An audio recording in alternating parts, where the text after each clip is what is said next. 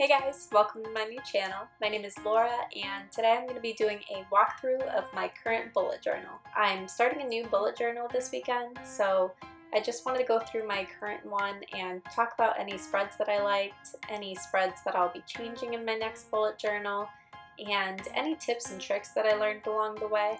So if you're just starting out in bullet journaling or you're just looking for some new ideas, I hope you'll enjoy this video.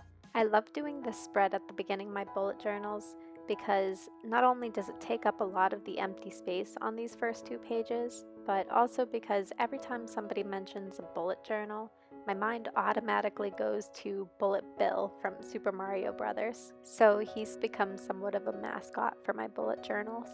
I use washi tape to add fold-out pages to my bullet journal for things I want to reference later in the journal, or to easily remove them for use in future bullet journals. So on the other side of my first fold-out, I have my apocalypse, which is essentially just a bucket list, as well as my goals for 2020 and my 6-month goals. What I do is I take items from my bucket list that I'd like to accomplish this year and add them to my goals for 2020. Then I take from those any goals I'd like to accomplish in the next 6 months and I add those at the bottom. Each month I look back at my 6-month goals for any goals I'd like to accomplish, then add them to my monthly spread, and that way each week when I look back at my monthly spread, I can work on fitting goals into my weekly schedule. This not only helps me to be more aware of the goals I want to accomplish on a daily basis, but it also makes it more difficult to lose track of them in general. This spread is also great for when I make new goals that I don't necessarily have a time frame on when I'd like to accomplish them, but I can easily add them here to accomplish in the future. On the other side of my apocalypse, I have a photo of my fiance Sean, our dog Mocha, and our cat Kiko. It just makes me smile every time I see it, and I'll definitely be using it again in my next bullet journal. On the inside of my fold-out page, I have my symbols, signifiers, and color code.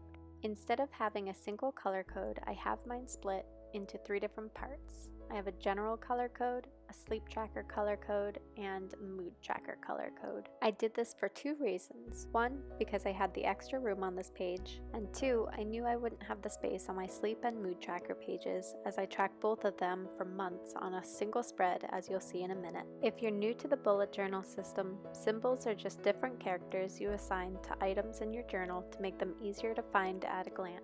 Signifiers are how you choose to mark certain symbols to show where you are in the process of completing them. The reason I like having this spread on a fold-out page is, especially when I start a new bullet journal and change up some of my symbols, signifiers, or color code, it's nice to be able to fold it out and use it while I'm on another page without flipping back and forth a bunch of times. This next page is another one that I've had in each of my bullet journals. It's a quote from Tina Fey, and out of context it seems a bit crass, but if you look up the episode of Saturday Night Live, it's really funny and empowering, and it's been one of my favorite affirmations for a long time. This next spread is my ideal daily schedule.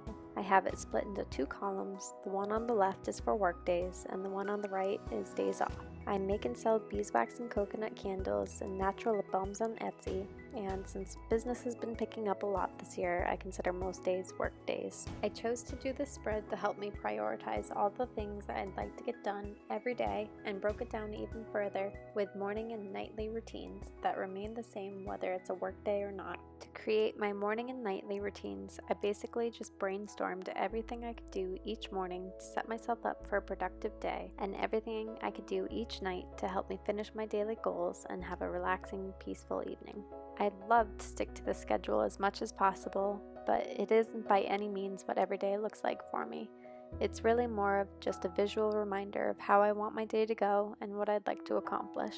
This next spread is what I call my recommendation spread. I don't know if there's an actual name for it because I've seen it in a lot of other people's bullet journals, but it's where I write every book, movie, TV show, and video game someone recommends or that I find on my own that I want to check out. Before this spread, someone would recommend something and I'd be like, oh, I gotta check that out when I have time. Then I finally get a chance to, and I forget the name of it.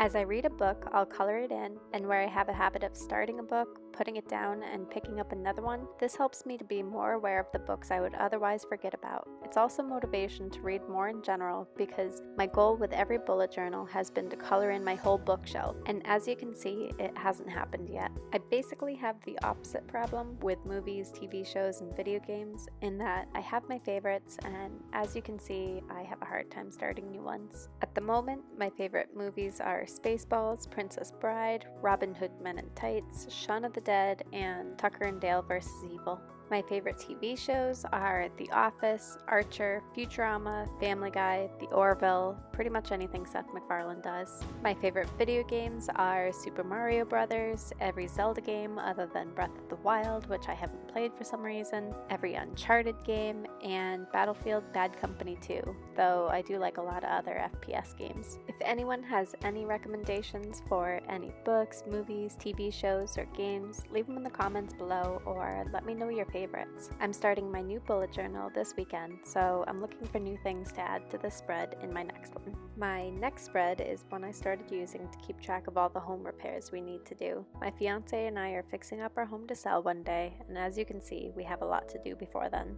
This spread is great for when my fiance has time off and we want to work on a project together. We look at the spread, and depending on the weather, how much time and effort the project will take, or if there's something that needs to be done before another project can be started, we'll pick something to work on and color in the box when it's finished. I have the project sorted by room and area of the house, so I have roof, attic, living room, kitchen, bedrooms, bathrooms, unfinished basement, and finished basement.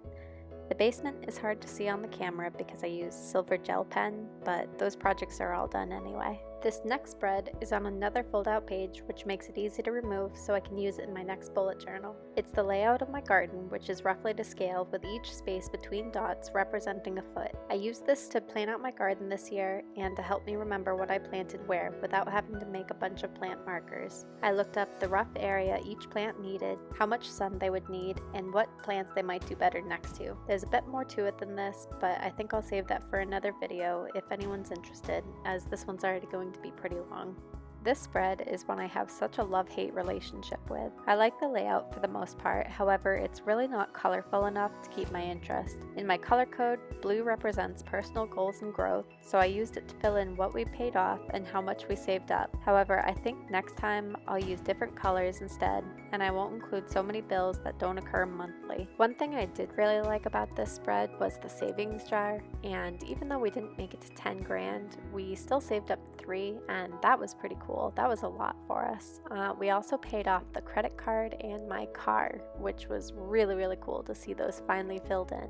What I did for my bills last year was I had it on my monthly spread. When we had any bills that didn't occur monthly, such as my Microsoft Office subscription and my dog's microchip, I would write it in pink so it would stand out and I would remember to set aside money for it. I'll probably be going with something like this in my next one, but I'll still have it on its own page like I did this year, as I probably won't have any space for it with how I set up my monthly spreads now, and I didn't like creating this spread every single month. I'm skipping over a huge chunk of my bullet journal here because it revolves around my Etsy shop, and I decided I'm just going to do a separate video on that so I can really go in depth on bullet journaling for small business owners and people with side hustles. So this spread is my sleep tracker and my mood tracker. As you can probably tell, I'm not a fan of doing trackers monthly or weekly. Not only is it time consuming, but it's also harder to spot patterns when you can't see months at a glance. This spread is a perfect example of how I use my fold-out pages. I fold out my color code and fill in my sleep tracker each morning and my mood tracker each night. I also use my mood tracker as a health and period tracker, which has helped me to be more aware of my cycle and how it affects a lot of things on this spread.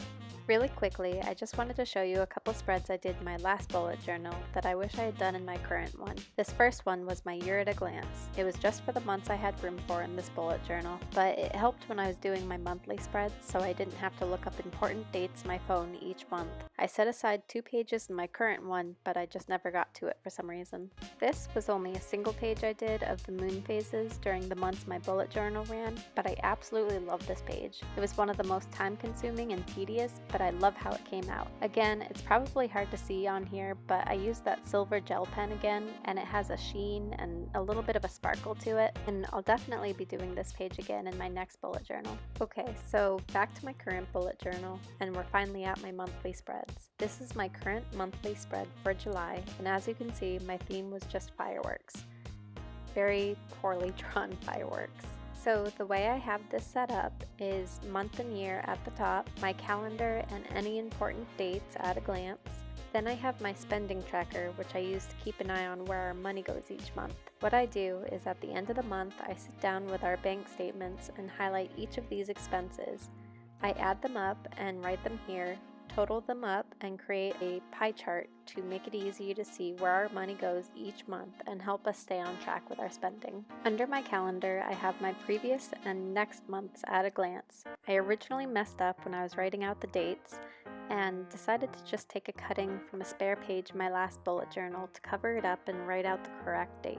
Having these calendars here is super helpful, especially having next month so I can look ahead and see what important dates are coming up. Then, if I have a birthday coming up at the beginning of the next month, I'm not rushing around looking for a gift or a card or something. At the bottom of my monthly spread, I have my habit tracker, which, if you remember when I showed you my bills tracker from March of last year, I used to fill it out like a badly played game of Tetris, so I've gotten a lot better at that. Next to my habit tracker, I have my monthly goals, which, like I mentioned earlier, I usually take from my 6-month goals to fill this in. However, this month I decided to add a few new ones instead.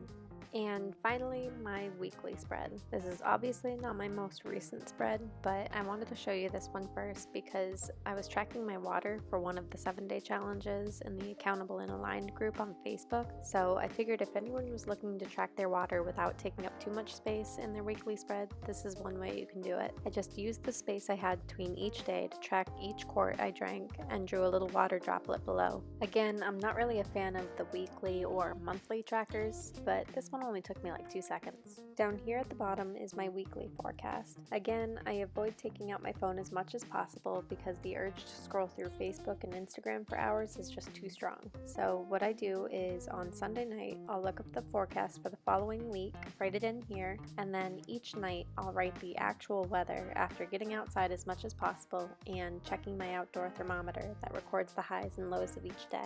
It is a bit time consuming to write both the forecasted and actual weather, but sometimes there are big differences between the two, and especially having a garden and chickens, I like to look back and see what the weather was like in previous years to kind of get a better idea of what the upcoming weather will look like. So under the month at the top, I have my days of the week. This is where I put my power list, so anything I need to get done that isn't already in my habit tracker, any events I have coming up, and anything of note that I want to remember in the future. So if I find out it's someone's birthday or where my dog has epilepsy, I record when she has seizures so her vet gets that information at her checkups. Over here, I have my month at a glance again, which just makes it easy to see what week we're in of the month without flipping back to my monthly spread.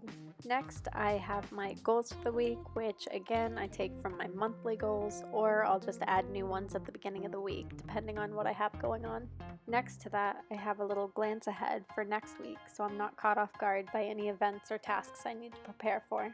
The sticky note here is what I use for my shopping list. I usually take my bullet journal with me everywhere, but I've noticed people are a lot less patient when you look like you're reading a book in a grocery store, even though you're actually just checking your list. So I just peel this off, put it in my wallet, and put it back in my bullet journal when I get home. And that way, if they were out of anything or I forgot to grab something, I'll see it when I make out my next shopping list.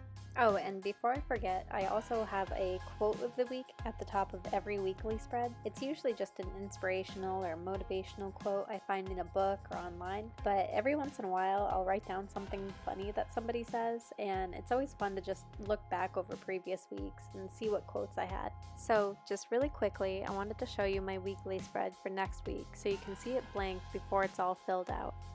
I know on the previous spread it looks like there's no room, but there's really just enough room for what I need it for. Again, there are so many ways to set up a weekly spread. This is just what works for me, but all of it can be moved around or swapped out for something else. And that's the great thing about the bullet journal system, is it should just work for you because you're the only one using it. You can add beautiful drawings and doodles or make it as minimalist as you want, as long as it makes your life easier. And that's my bullet journal.